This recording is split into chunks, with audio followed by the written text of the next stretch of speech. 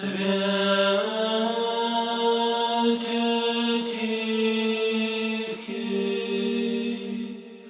Simple Path to God, discovering the way back to authentic faith.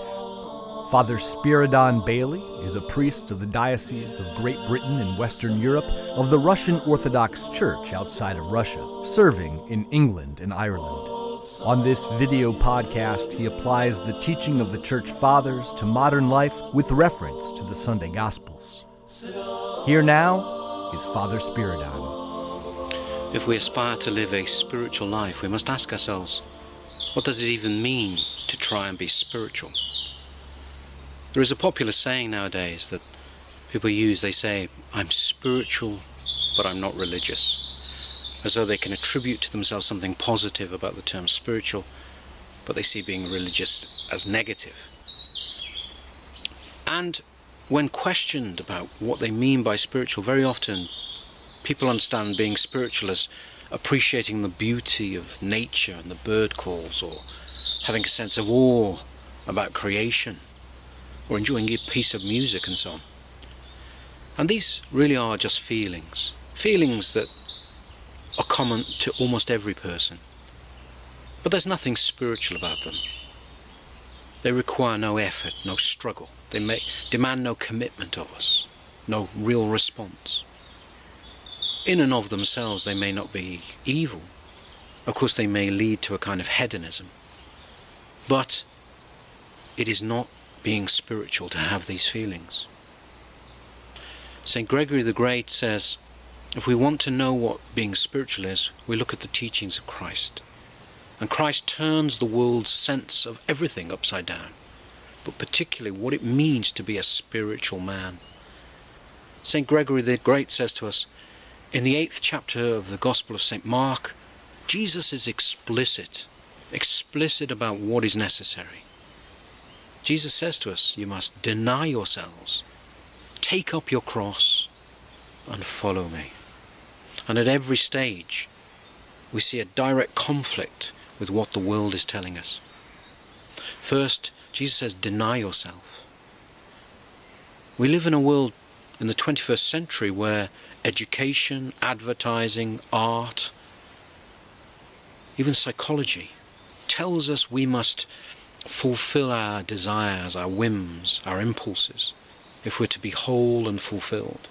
In fact, some psychologists even try to tell us that if we deny these desires and impulses, it can be harmful to us. But Christ says the opposite. He says we must show restraint, discipline, overcome the old man of impulse and passion. There is no freedom. We are enslaved so long as we allow these feelings to dominate us. We must put the old man of sin to death if the inner man of freedom is to be alive.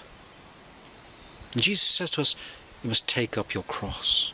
Take up your cross. St. Gregory explains this in two ways. He says there is an outer and an inner component to this.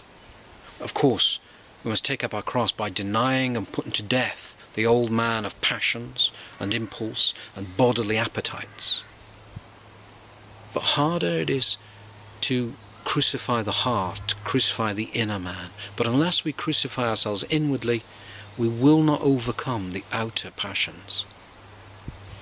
To crucify ourselves inwardly demands that we love and we forgive. It takes great humility to love and forgive even when someone is treating us badly. And finally, Jesus says, follow me. Follow me. Where does Christ go? He goes to Calvary. He goes to the cross. And we too must follow him. When we look at history, through the centuries, countless men have followed their kings into battle. What king would take into battle men that weren't willing to die for him? And our heavenly King too requires of us to be willing to lay down our lives as we go into battle with him.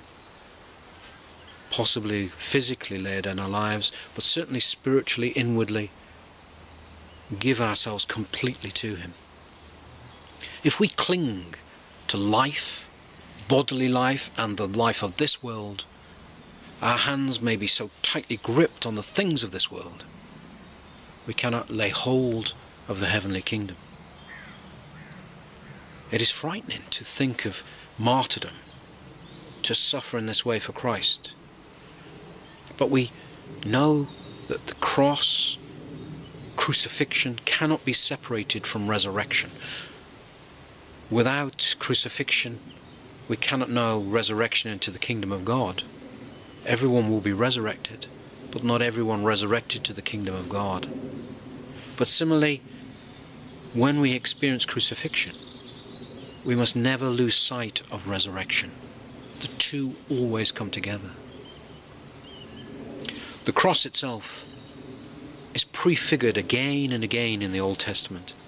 And in the 15th chapter of the book of Exodus, we read where the Israelites were being led through the wilderness of Shur, and the water was so bitter, the Israelites couldn't drink it, and they complained, they moaned about Moses. Why has he brought us here?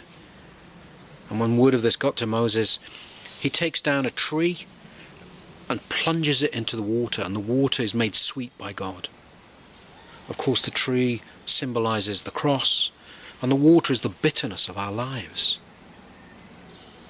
Unless we plunge, unless we allow the cross to enter our lives, we will not overcome the bitterness of this world.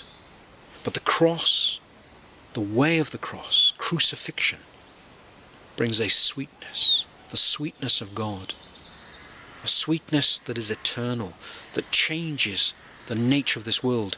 Even crucifixion itself, our suffering itself, is changed, transformed.